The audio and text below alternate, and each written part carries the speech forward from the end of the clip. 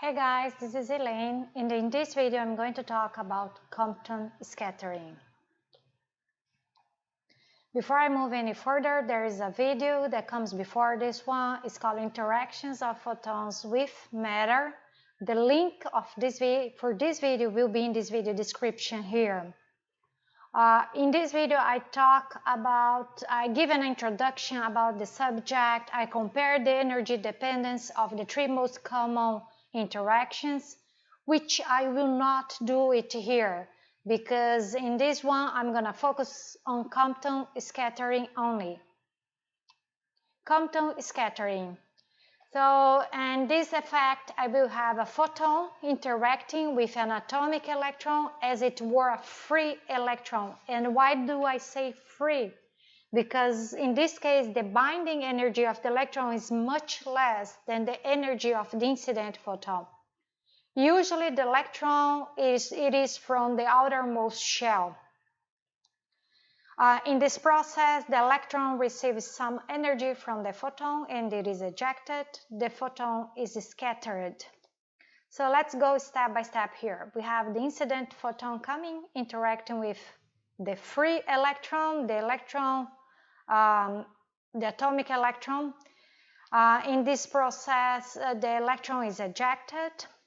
The photon is deviated from its initial trajectory and it's called a scattered photon from that point on.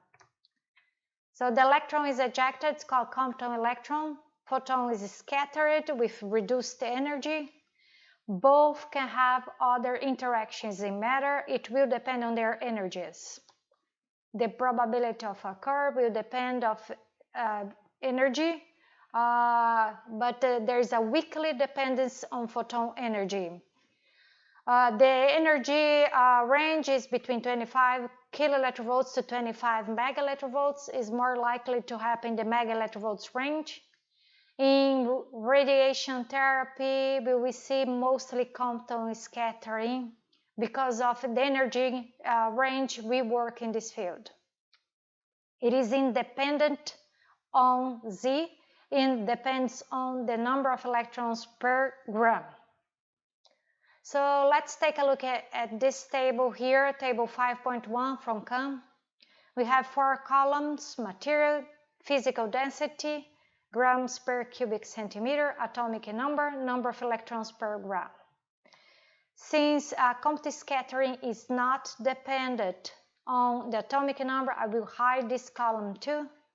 And let's take a close look on those values here. For those are elements and these are the body tissues. We can see they are very close to each other, except for hydrogen. But our interest is in the body tissues here, which have pretty much the same number of electrons per gram. So let's relate the density, physical density, grams per cubic centimeter, and number of electrons per gram. Number of electrons per gram for body tissues, they are very close, but the density varies. Let's think about this. If the energy of the beam, it is in the region where Compton effect is the only possible mode of interaction, approximately the same attenuation of the beam will occur in any material of equal density thickness.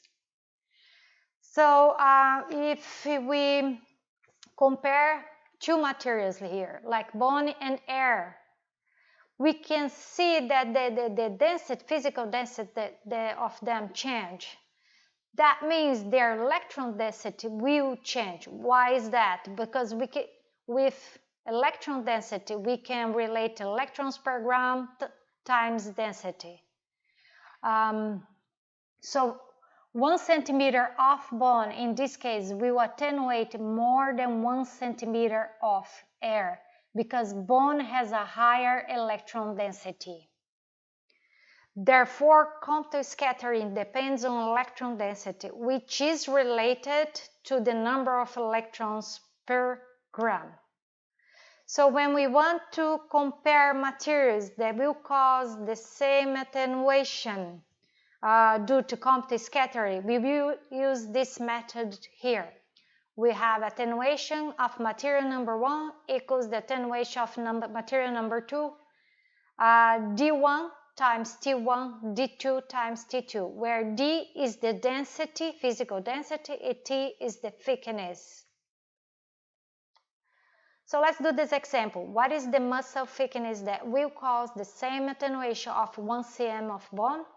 We use the same equation it was given before, this one, where we compare attenuation of the different materials that have the same attenuation. So material number 1 is muscle. Its density from the table is 1.04 grams per cubic centimeter. Material number 2 is bond. Density is 1.65 grams per cubic centimeter.